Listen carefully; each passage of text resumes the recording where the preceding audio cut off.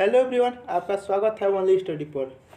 आज हम फिर से पढ़ने वाले हैं पैरामेडिकल का प्रीवियस ईयर क्वेश्चन का सीरीज चल रहा है 2014 का, जिसमें से फिजिक्स और केमिस्ट्री हो चुका है।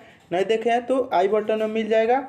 इसके अलावा आपको 2016 और 2015 का हो चुका है, पूरा प्रीवियस ईयर हो चुका है। नहीं देखे हैं तो 2015 का जो है वो लिंक डिस्क्रिप्शन में होगा और 2016 का आई बटन में ही मिल जाएगा, तो वहाँ से जाकर देखिए। तो आज 2014 में क्या पढ़ने वाले हैं, बायोलॉजी के क्वेश्चन पढ़ने वाले। कुछ इंपॉर्टेंट क्वेश्चन, इंपॉर्टेंट क्या है, प्रीवियस ईयर क्वेश्चन है। और जो तो इसमें का जो मैथ है वो कराया जाएगा, अभी थोड़ा वेट करिए, क्योंकि हाँ आपसे मैं कहना चाहता हूँ, क्योंकि मैं कोचिंग मेरा चलता है, ठीक है, 12th का कोचिंग चलता है क्लास, तो उसमें इंग्लिश का है। जो स्टूडेंट हैं उनके लिए मैं जो इंग्लिश का बुक होता है, जैसे इंडियन सिविलाइजेशन एंड कल्चर आप लोग पढ़े होंगे, तो इस सब का मैं एक एक वीडियो बनाऊंगा। उस पर मैं काम कर रहा था, सबको टाइप किया हूँ, सारे ऐसे को और क्वेश्चन सब्जेक्टिव और सब्जेक्टिव, तो उसका भी वीडियो आएगा। तो उससे आप लोग ऑफेंड मत होइएगा और आप लोग का भी कंटिन्यू रहेगा क्लास। तो ये 2014 ख़त्म होगा, उसके बाद कौन सा करेंगे हम, 2013 वाला करेंगे।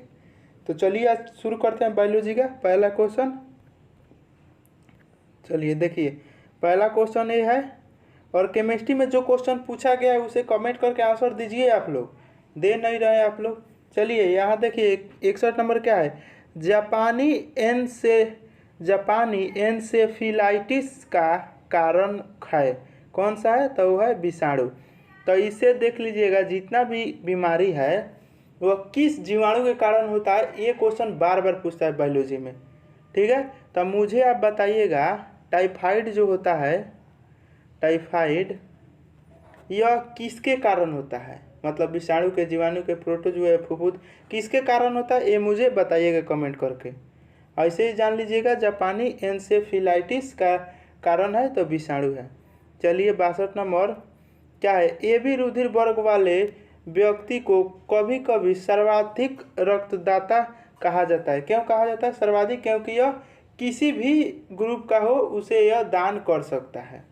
क्या है यह, इसको माने इसके रुधिर में प्रतिरक्षी का अभाव होता है।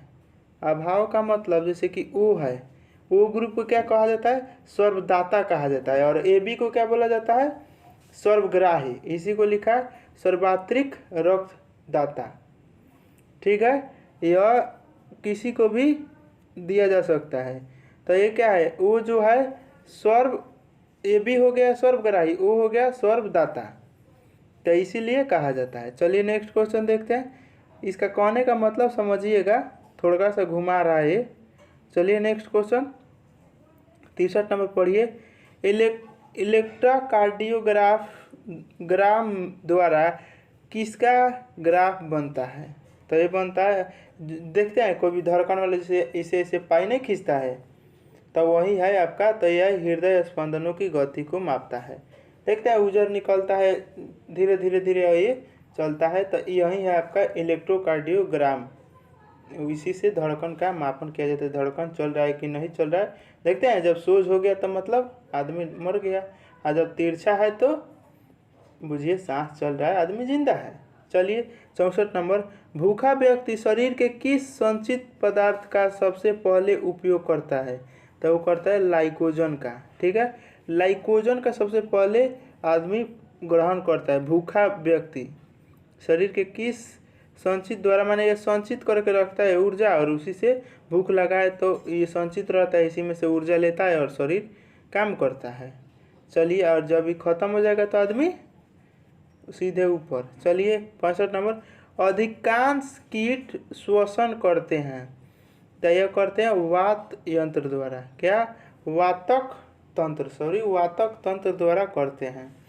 तो मुझे ये बताइएगा, जो मछली होती है वो किस तरह से सांस लेती है। तो काफ़ी आसान क्वेश्चन हो गया, फिर भी बताइएगा मछली किससे सांस लेती है। चलिए हम आगे देखते हैं। हाँ, ये क्वेश्चन काफ़ी इम्पोर्टेंट हो गया।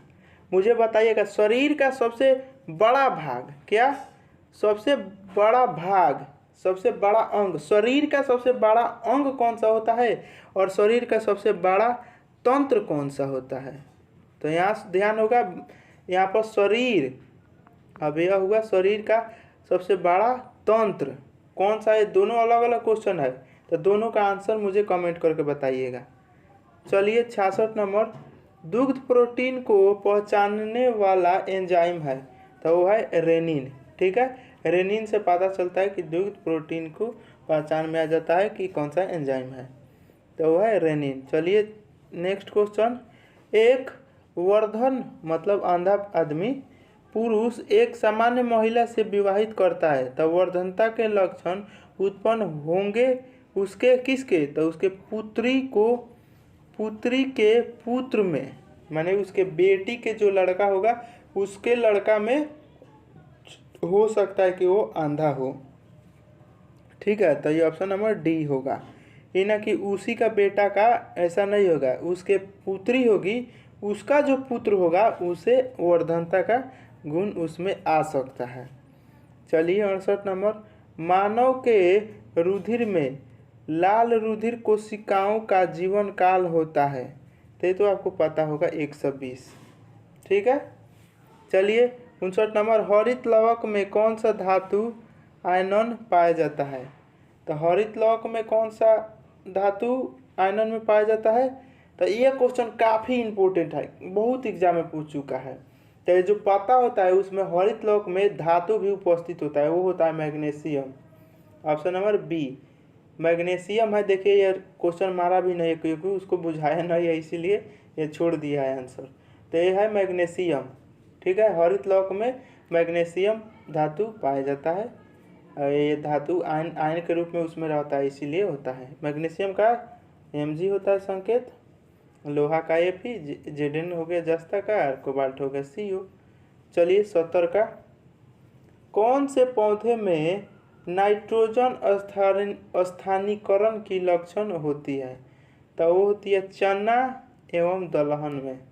ठीक है, नाइट्रोजन होता है, जहाँ भी ये बोआ जाता है तो उस खेता में ज़्यादातर नाइट्रोजन की मात्रा होता है, तो ये चना और दलहन में नाइट्रोजन की मात्रा होता है।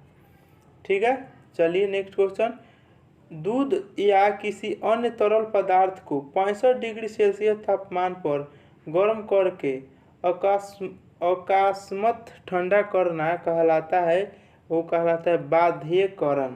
ठीक है, बाध्यकरण कहलाता है, ऑप्शन नंबर ए। चलिए 72 नंबर, हमारे शरीर की किन कोशिकाओं में सबसे कम पुनर्योजी शक्ति होती है? तो होती है मस्तिष्क कोशिकाओं में। ऑप्शन नंबर ए मस्तिष्क कोशिकाएं में होती है। चलिए नेक्स्ट क्वेश्चन, गाय और भैंस के थनों में दूध उतारने के लिए किस हार्मोन की सुई लगाई जाती है? तो देखिए ये ऑक्सीटॉक्सी। देखिए इसमें क्या रीजन है, एक और इससे रिलेटेड बात है, मैं बता रहा हूँ। जो ऑक्सीटॉक्सी है ना, ये एक ऐसा पदार्थ है, जैसे कि है अब कोई जानवर मर गया, जैसे गाय है, ऑक्सीटॉक्सी इसको दिया गया है, वो मर गई है, तो जब वो उसका मांस होता है अब फेंक दिया जाता है, होता है ना कि अब दहवा दिया जाता है पानी में, गंगा जी में, तो जब चील कौआ खाता है उसे, तो चील कौआ का डेथ हो जाता है इस ऑक्सीटॉक्सी के कारण। इसीलिए चील की संख्या जो है, बाज जो होता है उसका संख्या घटते गया, क्योंकि वो मांस ही खाता है और इसी तरह का मांस खाता है ज़्यादातर, और जो फेंका जाता है पानी में वो ऐसा ही जानवर को फेंका जाता है जो डेथ किया जाता है। तो इसीलिए ऑक्सीटॉक्सी हानिकारक भी है, अगर वो किसके लिए? चील के लिए। तो वहाँ पर लोग देते हैं, पर एक से एक नाफा हो रहा है, तो एक से घाटा हो रहा है। तो चलिए ये जान गए ना किस कारण से घट रहा है बाज की संख्या, तो वो ऑक्सीटॉक्सी के कारण ही हो रहा है। चलिए 74, श्वसन मूल पाई जाती है, तो वो पाई जाती है राइजोफेरा में। ऑप्शन नंबर बी राइजोफेरा में पाई जाती है श्वसन मूल। चलिए 75 नंबर, शरीर में हीमोग्लोबिन का कार्य होता है, तो वो होता है ऑक्सीजन का परिवहन से। ऑप्शन नंबर ए ऑक्सीजन का परिवहन होता है, यही काम करता है कौन? हीमोग्लोबिन। तो मुझे ये क्वेश्चन बताइएगा, जो शुद्ध होता है आपका शुद्ध रक्त, क्या शुद्ध रक्त किसमें से निकलता है? कौन माने उसका वहन करता है, शुद्ध का। ऑप्शन भी दे रहा हूँ, धमनी और शीरा, इन्हीं दोनों में से कोई करता है तो मुझे ये बताइएगा। चलिए नेक्स्ट क्वेश्चन 76 नंबर, अतिकायता किसके कारण होती है? अतिकायता किसके कारण होती है? तो वो होती है एसटीएच की अधिकता से। ऑप्शन नंबर ए, एसटीएच की अधिकता से होती है। चलिए नेक्स्ट क्वेश्चन देखिएगा 77 नंबर, आलू में ब्लैक हॉट का कारक क्या है? तो वो है ऑप्शन नंबर सी, ऑक्सीजन की कमी। जब ऑक्सीजन की कमी हो जाता है तो आलू जो होता है तो नहीं, तो कहीं कहीं काला दिखता है अंदर, तो वह ऑक्सीजन की कमी के कारण ही वो काला हो जाता है। ठीक है। अब ऐसे देखते हैं कभी आलू कोड़ाता है तो कोई ब्लैक रहता है कुछ हिस्सा, तो वह वहाँ ऑक्सीजन की आपूर्ति नहीं हुआ है ठीक से, इसीलिए वहाँ काला हो जाता है। चलिए नेक्स्ट क्वेश्चन, तारपीन का तेल प्राप्त किया जाता है? तो ये चीड़ से, काफ़ी इंपॉर्टेंट क्वेश्चन है। तो मुझे बताइए देवदार से कौन क्या प्राप्त किया जाता है? तारपीन का पेड़ तो से हो गया आपका, तेल प्राप्त किया जाता है चीड़ से। तो देवदार से क्या प्राप्त किया जाता है ये मुझे बताइएगा कमेंट करके। चलिए 79 नंबर क्या है, वाष्प उत्सर्जन से क्या होता है? तो वाष्प उत्सर्जन से पत्तियों से पानी वाष्प के रूप में निकलता है। यही जो है पत्ती से पता है अभी यही ना, आपको वाष्प के रूप में जाएगा घाटा में और वहाँ पर संघनित होगा। जब अधिक मात्रा में हो जाता है तो क्या होता है, वो बारिश के रूप में फिर से नीचे चला आता है। तो ये वाष्प उत्सर्जन यही है।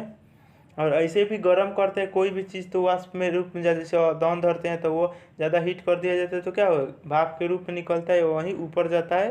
तो यह पेड़ पौधा में ऐसा होता है, पत्ती से वाष्प के रूप में निकल कर चला जाता है। तो ऑप्शन नंबर बी। चलिए अंतिम नंबर क्वेश्चन क्या हो जाएगा, मानव शरीर की सबसे बड़ी ग्रंथि कौन सी है? देखिए ये तो आ गया, सबसे बड़ी ग्रंथि तो आ गया, यकृत, ये पूछा था मैं। लेकिन ये बताइएगा शरीर का सबसे बड़ा भाग या तंत्र कौन सा है? सबसे बड़ा भाग पूछ रहा हूँ। चलिए अंग सबसे बड़ा अंग, क्या अंग कौन सा है शरीर का सबसे बड़ा अंग? यहाँ क्या है, सबसे बड़ी ग्रंथि कौन सा है? तो यकृत हो गया। अब मैं अंग पूछ रहा हूँ, ये मुझे कमेंट करके बताइएगा। तो अच्छा लगा तो लाइक करिए और नए हैं तो चैनल को सब्सक्राइब करिए जल्दी से जल्दी। और मुझे लग रहा है कि फिजिक्स और केमिस्ट्री का उतना अच्छा से पढ़ाई नहीं हुआ है, उतना एक्सप्लेन मैं नहीं कर पाया हूँ। वजह ये एक है कि मैं काम कुछ और कर रहा हूँ। फिजिक्स जैसे कि आपको बताया इंग्लिश पर, उस पर एडिटिंग का काम चल रहा है, और एडिटिंग करके मैं उसे मैं अपना एक ऐप भी लॉन्च करने वाला हूँ। ऐप में वो सब आ जाएगा, सारे क्वेश्चंस, और ये अभी सब डालूँगा मैं।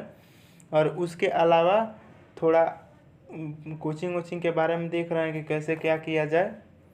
और चलिए ठीक है, आप लोग सपोर्ट बनाइए मेरा, और थोड़ा सब्सक्राइबर बढ़वाइए। आप लोग नहीं जब तक शुरू करिएगा तब तक मैं आगे नहीं बढ़ पाऊँगा। तो चलिए यहीं पर वीडियो ख़त्म करते हैं, मिलते हैं अगले वीडियो में। Thanks for watching my video, thank you.